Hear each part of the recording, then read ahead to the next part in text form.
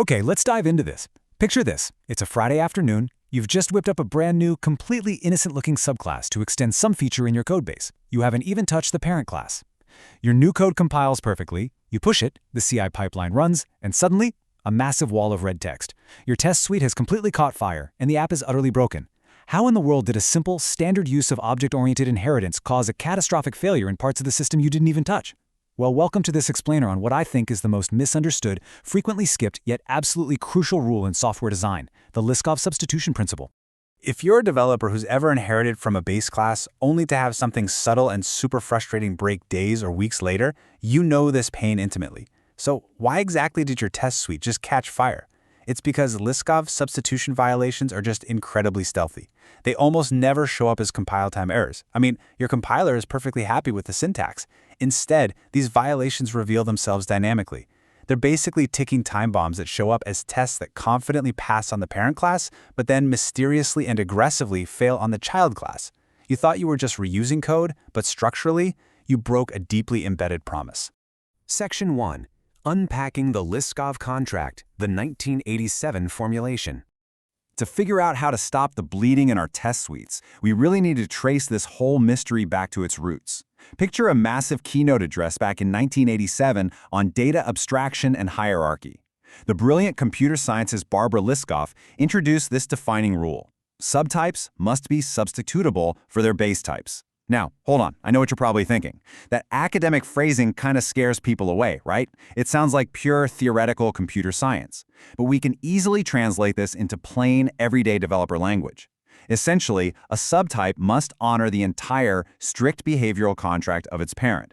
It's not just about copying method signatures or variable names, it is fundamentally about honoring the behavior. So we can break down that intimidating academic quote into 3 highly practical contract dimensions. Seriously, think of this as your ultimate cheat sheet for inheritance. First up, preconditions. These are the rules that must be true before a method can even run. In a subtype, you can only weaken preconditions. What that means is your child class cannot demand more from a caller than the parent did. If the parent accepts any number, the child can't suddenly turn around and demand only positive numbers. Simple enough, right? Second, postconditions. These are the guarantees a method makes after it runs. In a subtype, you can only strengthen postconditions. Basically, your child class has to do at least everything the parent promised and maybe more, but it absolutely cannot do less. And third, invariants. These are the fundamental truths of a class that must always remain true. In a subtype, these must be strictly preserved, no exceptions. If you change a fundamental truth, you're literally no longer a true subtype. Section 2. The Trojan horse, the square and rectangle trap. To really nail down how we accidentally violate these rules all the time, let's look at what I call the Trojan horse of object-oriented design. On the left side here, we have mathematical reality. Look, any grade school math teacher will tell you that a square is a rectangle, right? It's just a rectangle where all 4 sides happen to be equal. So the totally natural developer instinct is to make a square class inherit from a rectangle class. But check out the right side, the programmatic reality. A square actually violates the rectangle's invariant. Think about it. What is a rectangle's core invariant? It's that the width and the height are completely independent variables. If I change the width of a rectangle, the height stays exactly the same. But a square? It forces width and height to be tethered together. So if a test suite takes a rectangle object, sets the width to 5 and the height to 4, it fully expects the area to be 20. But if you substitute a square into that exact same test, setting the height to 4 will overwrite the width as 4 as well, and the area suddenly becomes 16. The test catches fire. Not because the math is wrong, but because that invariant contract was completely shattered. Section 3. Anatomy of a disaster. Real-world violations. All right, we've looked at the geometric theory, but let's shift directly into some actual code and see how a seemingly brilliant feature causes absolute chaos in the real world every single day. Imagine you have a standard generic list class. You use it everywhere. Then you decide you need a new feature, a most recently used, or MRU, list. You think, hey, an MRU list is just a list, right? I'll just inherit from the base list class. But wait, an MRU list has a special rule. It rejects duplicate entries, so it only keeps the most recent version of an item. By changing that behavior, by blocking those duplicates, you have just strengthened the preconditions. A parent list allows a user to append the word apple twice and expects the list size to grow by 2. If a testing framework passes your shiny new MRU list into a function expecting a standard list, it's going to append to Apple twice, check if the size increased by 2, see that it only increased by 1, and immediately crash. The child literally changed the rules of the game.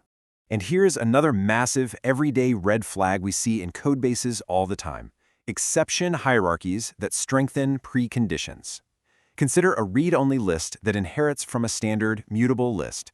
Because it's read-only, the developer overrides the add method to just throw an unsupported operation exception. Now think about the Liskov contract here. The parent class promised the application, hey, if you give me an item, I will add it. But the child class is suddenly screaming, if you give me an item, I will blow up and crash your program. A piece of code expecting a standard list has absolutely no idea it needs to wrap that add method in an error-handling try-catch block because the parent's contract never required it. Throwing new exceptions that the parent doesn't throw, that is a textbook violation of substitutability. Section 4. Your escape hatch: composition and interface segregation. So if inheriting a square from a rectangle is bad, and inheriting a read-only list from a list is bad, how on earth are we supposed to reuse code? Well, when a subtype cannot fully honor the parent's contract without weird exceptions or unexpected behaviors, writing a clever override is a huge mistake.